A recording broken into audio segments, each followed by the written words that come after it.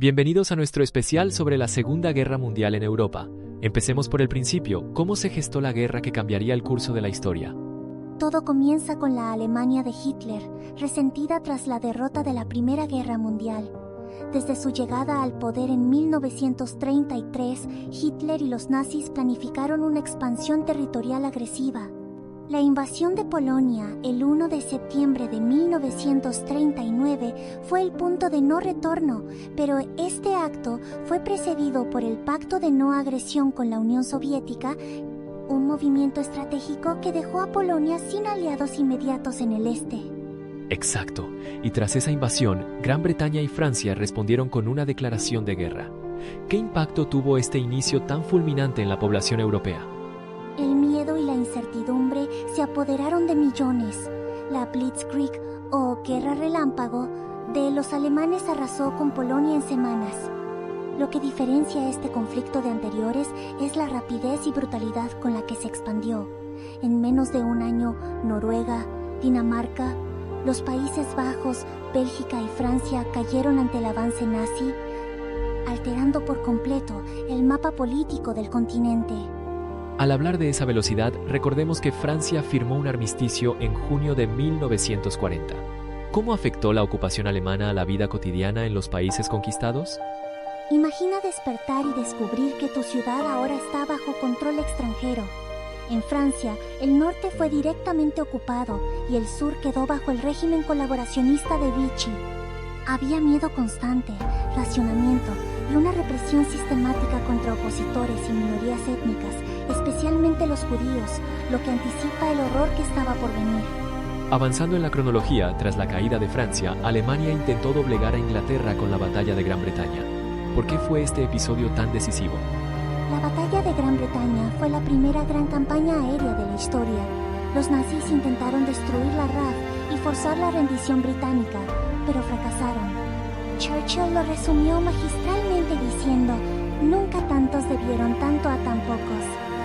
Esta resistencia impidió la invasión de las islas y mantuvo abierta una plataforma para el contraataque aliado. Justo después, Alemania volvió su mirada hacia el este. ¿Qué motivó la invasión de la Unión Soviética en 1941 y cómo cambió el equilibrio de la guerra? Hitler veía a la URSS como el gran enemigo ideológico y una fuente de recursos. La Operación Barbarroja movilizó a millones de soldados y abrió el frente más grande de la historia militar. Al principio, los nazis avanzaron rápidamente, pero el crudo invierno ruso y la feroz defensa soviética detuvieron la ofensiva. La resistencia en Moscú y Leningrado fue heroica y marcó el principio del fin para las ambiciones de Hitler. ¿Podría decirse que la entrada de la Unión Soviética y, poco después, de Estados Unidos inclinó la balanza irreversiblemente?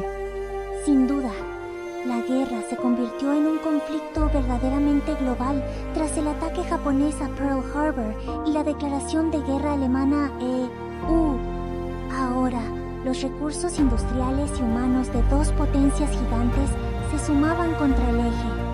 A partir de ese momento, la victoria nazi se volvió mucho menos probable, aunque el sufrimiento y la destrucción apenas comenzaban. En paralelo a las operaciones militares, se desató el Holocausto.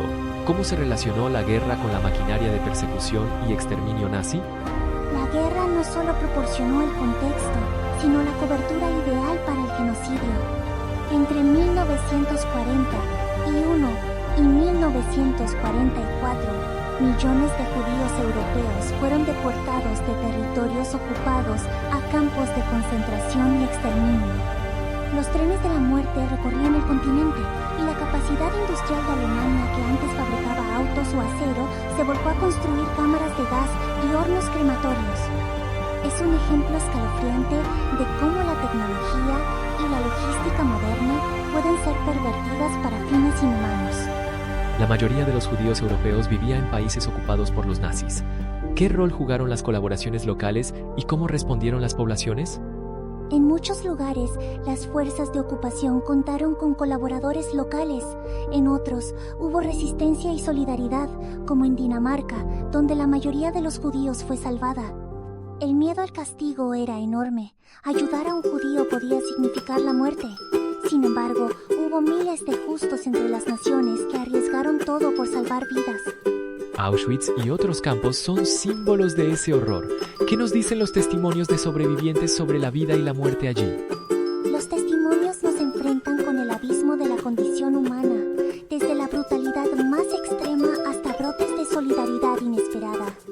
Primo Levi, por ejemplo, describió cómo la rutina del hambre, el frío y el trabajo forzado despojaba a los prisioneros de su identidad, pero aún así, algunos mantenían la esperanza o ayudaban a otros, aferrados a la dignidad en medio de la barbarie. En la recta final, los aliados avanzaron en todos los frentes. ¿Cómo se desarrolló la liberación de Europa y el colapso de la Alemania nazi? El desembarco en Normandía, el 6 de junio de 1944, marcó el inicio del fin. Más de 150 soldados aliados irrumpieron en Francia y, en cuestión de meses, liberaron París. Al este, la ofensiva soviética fue implacable. Liberaron Polonia y sitiaron Berlín. El cerco fue tan brutal que, para el final, la ciudad estaba en ruinas y Hitler eligió el suicidio antes que la captura. La guerra terminó oficialmente en Europa el 8 de mayo de 1945. Sin embargo, la devastación material y humana fue inmensa. ¿Qué cifras ilustran mejor esta tragedia? Se estima que murieron más de 60 millones de personas en todo el mundo, de las cuales al menos 6 millones eran judíos exterminados en el Holocausto. En ciudades como Dresden, los bombardeos aliados mataron a decenas de miles de civiles en una sola noche. Alemania quedó literalmente en escombros. La magnitud de la destrucción urbana y el desplazamiento masivo de personas no tiene precedentes en la historia moderna. ¿Cuál fue el impacto geopolítico inmediato y qué lecciones quedaron para el futuro? Europa quedó dividida entre el bloque occidental y la esfera soviética, dando paso a la Guerra Fría.